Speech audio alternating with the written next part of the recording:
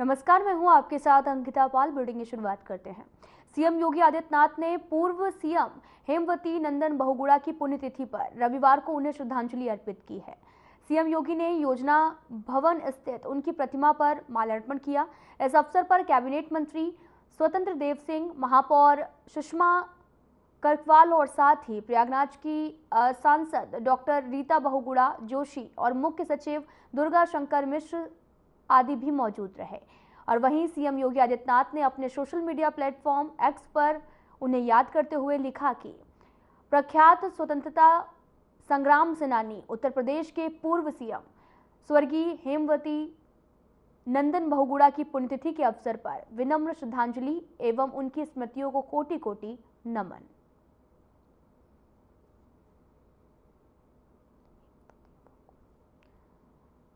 आप तस्वीरें देख सकते हैं जहां पर सीएम योगी आदित्यनाथ लखनऊ पहुंचे थे, जहां पर उन्होंने प्रतिमा पर माल्यार्पण किया और साथ ही हेमवती बहुगुणा को नमन भी किया है।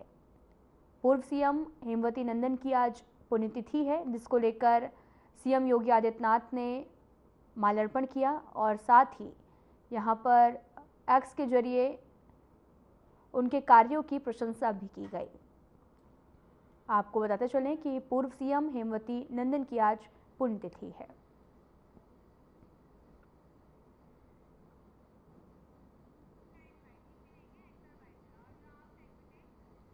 आरएसएस की वार्षिक अखिल भारतीय प्रतिनिधि सभा का समापन हुआ है। 15 मार्च से नागपुर के रेशम बाग स्थित स्मृति भवन परिसर में आयोजित इस सभा में 2023-24 के संघ कार्य की समीक्षा और भविष्य की संघ कार्य योजना पर चर्चा हुई है। कार्यक्रम में आरएसएस प्रमुख डॉक्टर मोहन भागवत समेत 1500 प्रतिनिधि शामिल रहे। अभी श्री रामलला प्रतिष्ठा के पूर्व 1 से 15 जनवरी तक देश भर में अक्षत वितरण के कार्यक्रम जो हुआ उसके बारे में आपको जानकारी दिए हैं।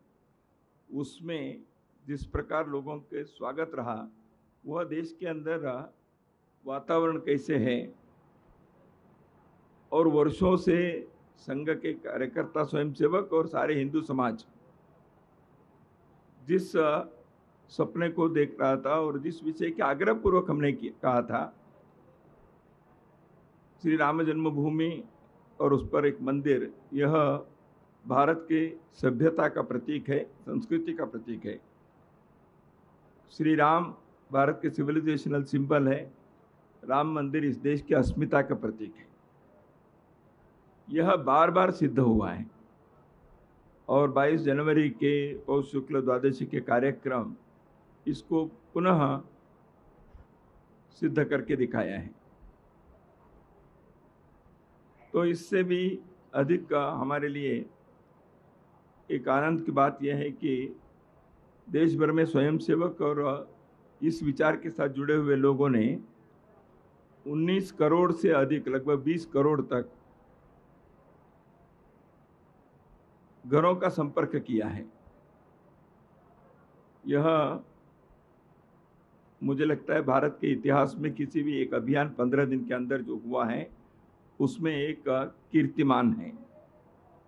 It is a record by itself in any part of the world. In just 15 days period, such a wide and nationwide contact has been possible.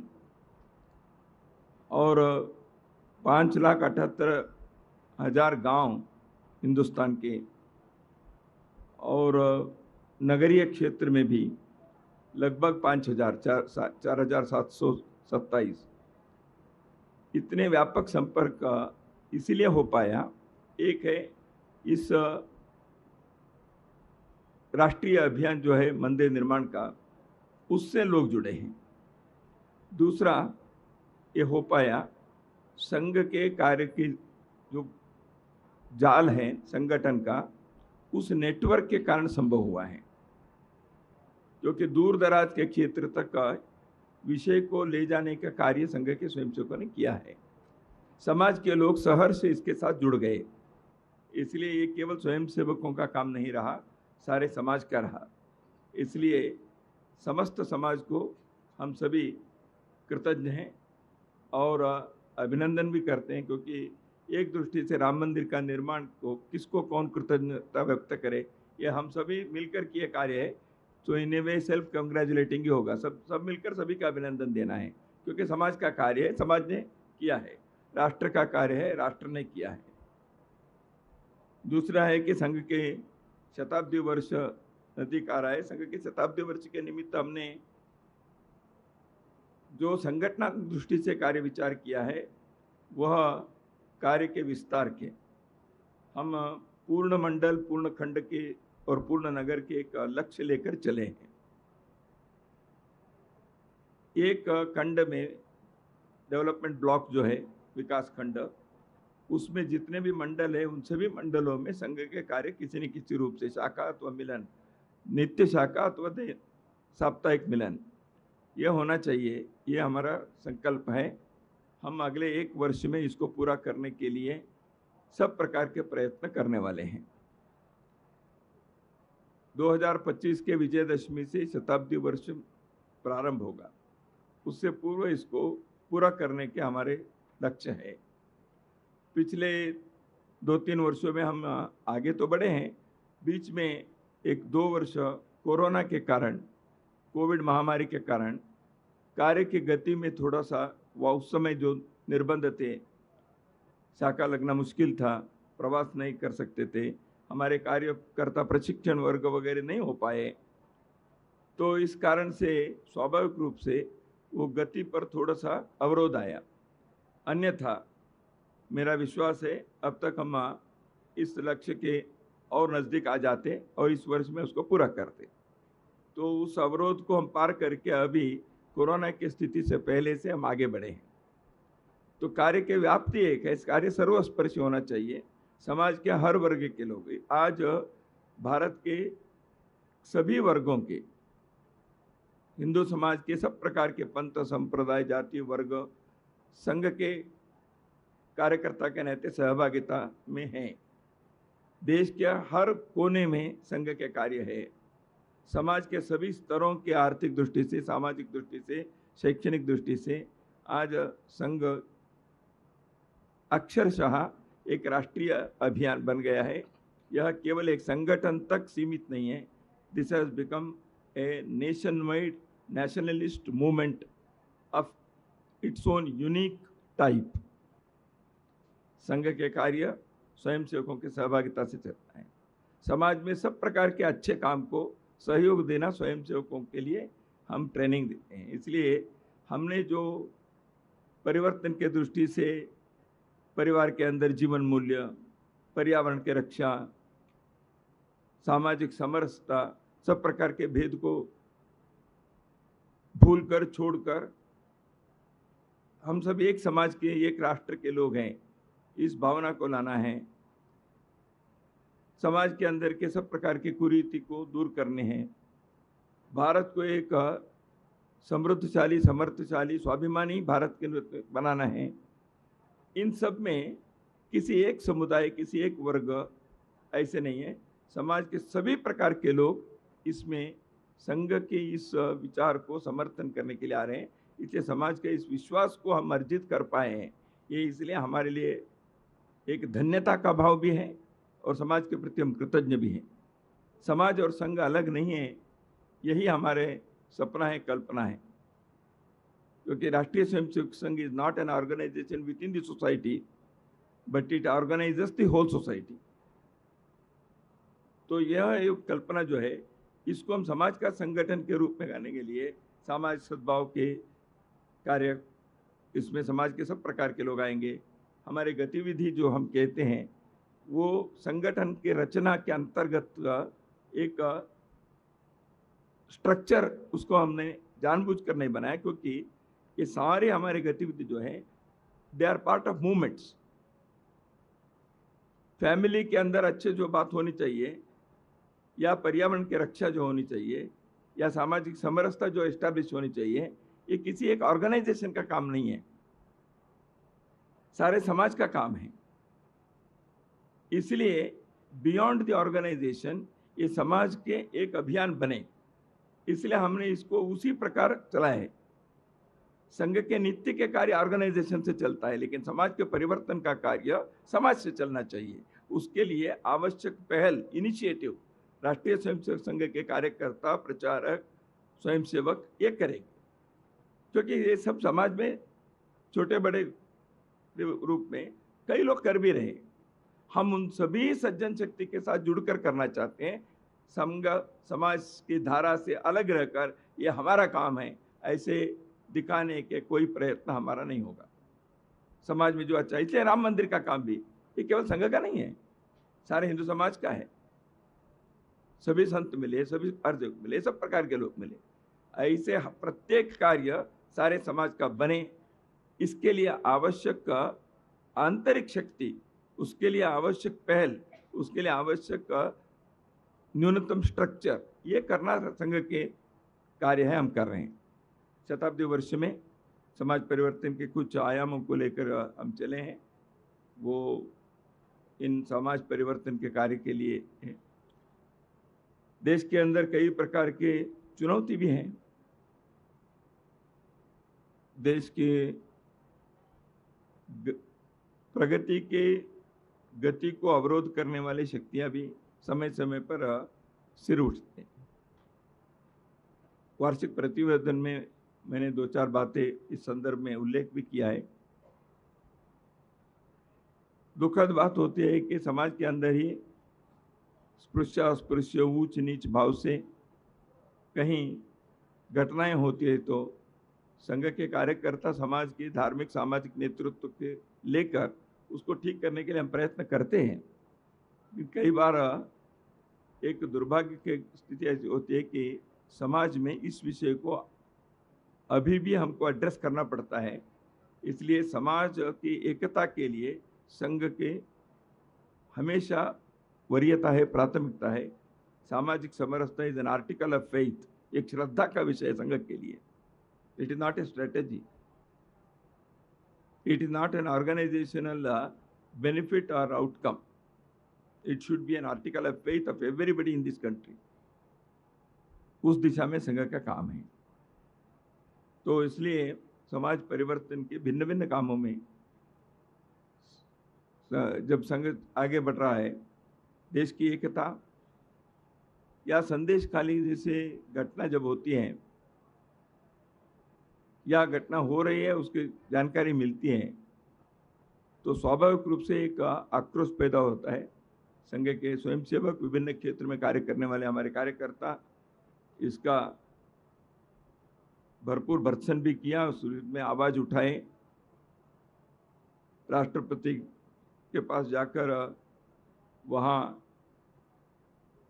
प्रतिनिधिमंडल जाकर कार्य उनके याचिका ज्ञापन देने का कार्य भी महिला समन्वय ने, वनवासी कल्याण आश्रम ने, सबने किया है। तो इस प्रकार के कार्य किए हुए लोग यहाँ प्रतिनिधि सभा में भी आए। तो ऐसे कहीं देश के विरुद्ध की कुछ गतिविधि होती है, संघ के स्वयंसेवक हमेशा उसके विरुद्ध आवाज उठाने का या उसके उस समस्या को, उस चुनौती को सामना करने का कार्य हम करते हैं, करते रहे हैं। तीसरी बात, आपदाएं आती हैं, नैसर्गिक प्राकृतिक आपदाएं। इस बार तमिलनाडु में हुआ और कहीं हुआ, भूकंप होते हैं, बाढ़ आती है। नागपुर में ही जिस प्रकार के वर्षा इस वर्ष के अंदर हुए तो उस समय भी संघ के स्वयंसेवकों ने कार्य किया, आप लोगों ने प्रत्यक्ष देखा है। तो संघ के स्वयंसेवक इस प्रकार की समाज की रक्षा और कार्य में हमेशा हैं। देश में लोकतंत्र के एक महापर्व भी आने वाले दिनों में होने वाला है। देश को अधिक मजबूत करना, देश की दृष्टि से लोकतंत्र को बनाए रखना और देश की एकता को भी और देश के जो प्रगति की रफ्तार है उसको भी बनाए रखना आवश्यक है। इसलिए इसको ध्यान में रखकर संघ के स्वयंसेवकों के लिए संघ ने ये कहा ही है, हमने इस बार भी कहा है, 100% मतदान के लिए संघ के स्वयंसेवक प्रयत्न करें। किसी भी प्रकार के भेदभाव को उत्पन्न करने वाले विचार को दूर करके देश के लिए काम करने वाले संघ के स्वयंसेवक उसी विचार को समाज के अंदर प्रसारित करे।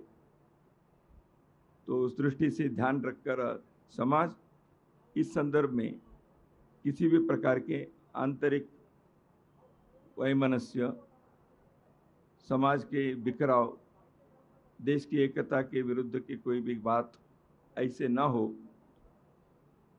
तो इसलिए देश की उन्नति के लिए, प्रगति के लिए, तरक्की के लिए इस लोकतंत्र के पर्व को सफल और सार्थक बनाना भी देश के काम है, संविधान का कर्तव्य है।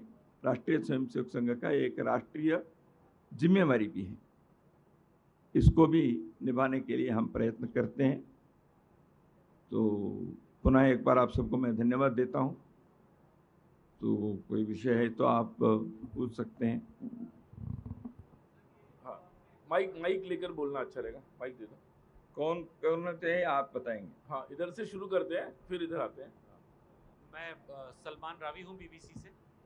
मैं ये इस पे थोड़ा सा एलेबोरेट चाहता हूँ कि आप करें कि सामाजिक समरसता जो आपने कहा है, तो सामाजिक समरसता में मतलब सिर्फ एक पर्टिकुलर कम्युनिटी का समाज या और भी कम्युनिटी के समाज भी इंक्लूडेड हैं इस सामाजिक समरसता में? सामाजिक समरसता का फोकस ऐसे है कि हिंदू समाज के अंदर दुर्भाग्य से ऊंच नीच, अस्पृश्यता, छुआछूत की बात जो है उसको दूर करने के लिए संघ प्रारंभ फ्रॉम डे 1 ये हमारा प्रयास है। समाज में उस प्रकार के करना चाहिए। इसलिए हमने हिंदू समाज में क्या होता है, मंदिर में प्रवेश नहीं है, पानी तालाब की दृष्टि से, स्मशान किसी जाति के लिए उनके लिए प्रवेश नहीं है, ऐसे होता है। दुर्भाग्य से कुछ छोटे स्थानों पर गाँव में है, नगरीय क्षेत्र में कम दिखता है या लगभग नहीं है, लेकिन आज भी है। तो इसको दूर करना चाहिए, एक पहला विषय सामाजिक समरसता के दृष्टि से। आपने जो कहा, समाज में सब प्रकार के पंथ संप्रदाय के मजहब के लोग रहते हैं। हमने राष्ट्रीय एकात्मता के दृष्टि से भी उसी प्रकार के, अभी राम जन्मभूमि आंदोलन में, इस राम जन्मभूमि आंदोलन की ये जो परसों कार्यक्रम किया, अक्षत ये और जगह जगह पर गए, उसमें समाज के सब प्रकार के बंधु पंथ संप्रदाय के थे, वहाँ भी आए थे। मैं 22 जनवरी को वहाँ अयोध्या में था, केरल में ईसाई मुसलमान, तो वो क्या थे, राष्ट्रीय एकात्मता के दृष्टि से जो समाज के सब प्रकार के पंथ संप्रदाय ना, संघ इसका आग्रह पूर्वक करता है। कुछ दिन सरसंघ चालक जी ने समाज के इस ऐसे वर्गों के प्रमुख लोगों से संवाद करने का लगातार प्रयास पिछले वर्षों में किया है। आप लोगों ने भी उसका प्रचार भी किया है। हाँ, इधर एक, हाँ माइक दे दो। सर, आपने अपने वार्षिक प्रतिवेदन में कहा है कि पंजाब में जो किसान आंदोलन हुआ उससे अलगाववाद, आतंकवाद को बढ़ावा मिला है। क्या कोई किसान आंदोलन अलगाववाद को जन्म दे सकता नहीं, है? दो अलग अलग वाक्य हैं। पंजाब में अलगाववाद के, आतंकवाद के एक पहले का भी अनुभव है, वो पिछले दिनों में उसका सिर उठा। एक पंजाब में दो स्थिति हो गई, एक है किसान आंदोलन की आड़ में थोड़ा अराजकता फैल गई। पिछले वर्ष हम देखते हैं दिल्ली में जिस प्रकार हुआ, तो किसान के आंदोलन में किसान के पक्ष कम है, वो वहाँ किसी न किसी प्रकार से स्थिति को डिस्टर्ब करने के उद्देश्य ज़्यादा है। सारे किसान उसके बीच में नहीं है, देश भर के या पंजाब के भी, तो इसलिए ये अनार्की पैदा करने के एक प्रकार है। तो पंजाब में और एक समस्या भी पिछले दिनों में हुई है, अमृतपाल सिंह को अरेस्ट भी किया, तो एक अलगाववादी आतंकवाद के एक उन्होंने चलाया था, तो इसलिए वो भी हुआ। पंजाब दोनों समस्या से जूझ रहा।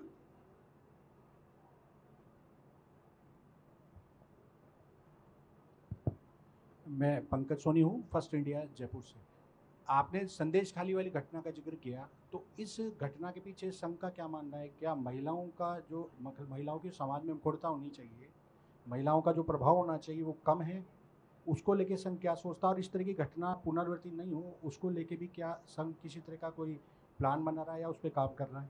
समाज में इस दृष्टि से जागृति और अधिक होनी चाहिए। इसलिए प्रतिवेदन में मैंने कहा भी है, सब प्रकार के राजनीतिक दल और बाकी लोग अपने इस किसी भी बाकी भेदभाव जो है राजनीति में अलग अलग होना है, लेकिन ऐसे विषयों में एक मत होकर जो गुनाह किए गुनहगार हैं उनको कठोरतम दंड देना चाहिए। इसके लिए सबका प्रयत्न होना चाहिए, यह हमारा आग्रह है, वो तो हम करेंगे।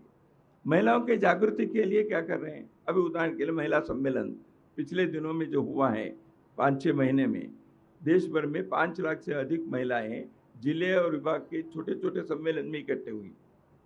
दिन भर के 3-4 सत्रों में बहनें समाज की दृष्टि से, राष्ट्र की दृष्टि से हमारी भूमिका क्या है, महिलाओं की एक प्रभावी भूमिका देश के निर्माण में, देश की प्रगति में है ही। संघ इसको मानता है। प्रतिनिधि सभा में भी महिला समन्वय के, महिलाओं के संगठन की कई प्रकार की बहनें यहाँ भाग ले रही हैं। देश भर में महिला समन्वय की जो सम्मेलन हुआ, ये दर्शाता है कि महिलाओं की जागृति और सब प्रकार के भूमिका है। संघ इसको आग्रहपूर्वक आगे बढ़ाता है। तीसरी बात, जो मैंने सामाजिक परिवर्तन की गतिविधियों के बताया, पर्यावरण, कुटुंब प्रबोधन, सामाजिक समरसता, ग्राम विकास, इन सब में महिलाओं की भागीदारी अच्छी तरह से है और भी हम ज़्यादा बढ़ा रहे हैं। इसलिए महिलाओं की सुरक्षा और सम्मान के विषय जो है, ये समाज, जैसे सामाजिक समरसता है, आर्टिकल ऑफ फेथ मैंने कहा, महिलाओं की सुरक्षा सम्मान, यह हर घर के लोगों को, अगली बच्चों को, पीढ़ी को भी, घर के लोगों को भी बताना चाहिए महिलाओं से कैसे व्यवहार करना है। शिक्षा में आनी चाहिए, हमारे साहित्य में, फिल्म में, नाटक में, क्योंकि समाज के साथ, बहनों के साथ व्यवहार कैसे करना, ये स्वाभाविक रूप से होना चाहिए। लेकिन ये घटना जब होती है इस प्रकार के, इसको तो भर्त्सना करनी है, खंडन करना ही है, उसके विरुद्ध आवाज उठानी चाहिए, वो तो हम करेंगे। लेकिन ये घटना हो गई, उस समय विरोध करना केवल वो करने से होता नहीं है। इसलिए समाज में इस प्रकार के का महिलाओं के संदर्भ में क्या हो रहा है, या तो देवी या तो दासी, एक्सट्रीम में सोचते हैं। ऐसे न हो, महिला कर्तृत्व से, नेतृत्व से, पुरुषों के जो जो करने के उनके सामर्थ्य है, वो सभी वो कर रही हैं।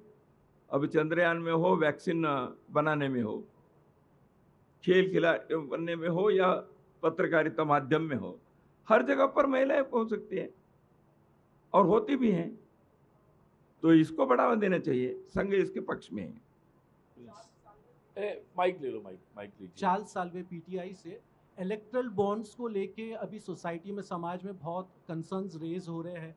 ऐसा बोला जा रहा है कि फेवर्स पाने के लिए बॉन्ड्स खरीदा गया है, तो इसमें संघ का क्या दृष्टिकोण है?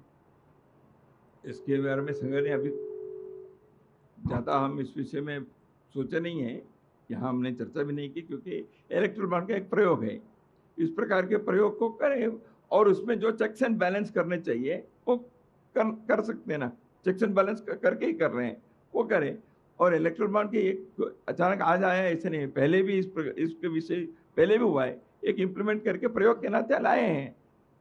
कोई भी परिवर्तन आता है तो उसके 4 प्रकार के प्रश्न कई बार उठते हैं। ईवीएम के बारे में किसी ने उठाया जब इंट्रोड्यूस हुआ, तो कई चीज़ें जब नई बात आती है तो उसके बारे में 4 प्रश्न उठते हैं। गलत नहीं है, लोगों के मन में आ सकता है, लेकिन time will tell how beneficial and effective new system is. तो इसके लिए प्रयोग करने के लिए छोड़ना चाहिए, ये संघ का विचार है। माइक दीजिए। Deepak Ranjan, PTI video services से। वार्षिक रिपोर्ट में कहा गया है कि मणिपुर की स्थिति ने समाज के 2 वर्गों मैतेई कुकी के बीच गहरा घाव पैदा किया है। यह दुर्भाग्यपूर्ण है कि सीमावर्ती राज्य गहरे और अकथनीय दर्द से गुजर रहा है। तो संघ ने वहाँ स्थिति को सामान्य बनाने के लिए क्या कुछ प्रयास किया? उसका अगले वाक्य में है, आपने जो पढ़ा उसके अगले वाक्य में वो है। हम आपसे सुनना चाह रहे हैं। मैंने यही बताया, लिखा है। ऐसे संघ के कार्यकर्ता मणिपुर में संघ के स्वयंसेवक दोनों में हैं, कुकी में, मैते में भी, और मैते कुकी दोनों नहीं है, ऐसे में भी है स्वयंसेवक। वहाँ नेपाली लोग हैं, वो नहींतर मैते ही नार कुकी नेपाली भाषी है। ऐसे बहुत सारे लोग मणिपुर में हैं। उन सबके बीच संघ का कार्य है, स्वयंसेवक का कार्य करता है। इसलिए हमने पिछले 1 साल के अंदर 6 महीने जब से शुरू हुआ मई से, तो हमने कई बार कुकी के और मैतेई दोनों के लीडर्स के साथ बैठकर उसको शांत होने के लिए प्रयत्न किए। कुकी के क्षेत्र में कई जगह पर संघ के स्वयंसेवक सेवा कार्य करते हैं। कुकी समुदाय के लोग भी सेवा कार्य में लगे हैं। मैतेई के कार्यकर्ताओं भी हमारे में हैं, संघ के पदाधिकारी भी हैं, प्रचारक भी हैं। तो इसलिए हम मैतेई और कुकी दोनों सिंधु समाज के 2 समुदाय हैं, उनके बीच अपने कार्य होने के कारण अखिल भारतीय प्रतिनिधि सभा का समापन किया गया। यहाँ पर संत ने हिंदू समाज का धन्यवाद किया। आपको बताते चले कि 45 प्रांतों के 1500 प्रतिनिधि यहाँ पर शामिल हुए, जहाँ पर कई मुद्दों पर चर्चा हुई है।